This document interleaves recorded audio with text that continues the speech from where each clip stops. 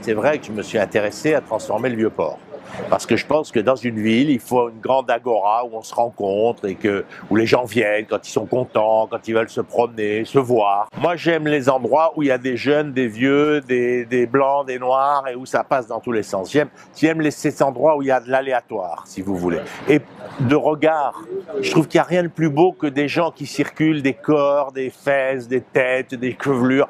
Je trouve que c'est le plus beau spectacle de la ville. Bon, et à Marseille, il n'y avait pas ça. Parce que le Vieux-Port, c'était une autoroute. Et puis les gens qui ont des bateaux, c'était petit à petit approprier les quais. Donc ça fait 4 ans, je me suis d'ailleurs fait élire que pour ça, pour transformer cet espace. Donc faire un immense espace, et ça va continuer, il y a un grand jardin qui sera construit derrière. Donc c'est vraiment l'idée de faire un centre extrêmement ouvert. Mais ça c'est le cœur, mettre le cœur en route. Puis la deuxième chose, c'est que cette ville ne trouvera sa puissance que dans une grande métropole, un grand projet urbain qui va intégrer en gros la moitié de la région. Il y a 2 millions de personnes, il y a le port, il y a la high-tech, il y a les universités. Arrêter ce petit découpage politicard de petites communes qui n'avancent pas et faire un grand projet politique.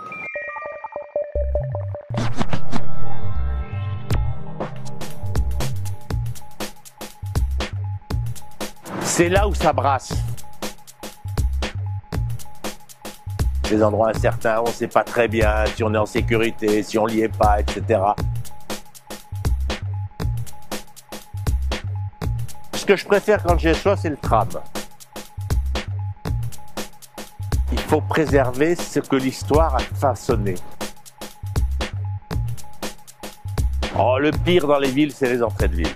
Ce qu'on ne sait pas gérer, c'est le passage entre la ville et la campagne. Le cœur battant, si vous voulez, ce qui fait vivre une ville, c'est sa jeunesse. Donc ce qui fait vivre une ville, c'est tout ce qui permet à la jeunesse d'apprendre, de créer, de développer, de se rencontrer, de se réunifier. La banlieue, c'est un passage.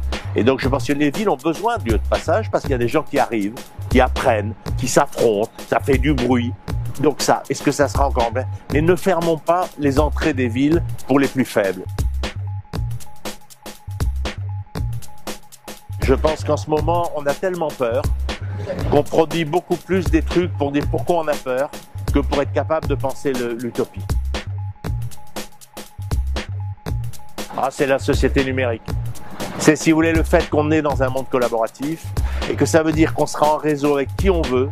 Et ce qui est extraordinaire dans ça, c'est que on n'est pas obligé de fréquenter son voisin avec le réseau collaboratif, mais on peut avoir de la solidarité tout près. Comme on a des réseaux dans le monde, si on veut échanger un appart entre New York et Bondy, on peut aussi effectivement trouver un mec pour une partie de cartes. Et donc ça, je crois que ça va complètement transformer la ville. Ça sera une ville numérique, ça sera une ville de rencontres aléatoires et ça sera une ville de grands événements.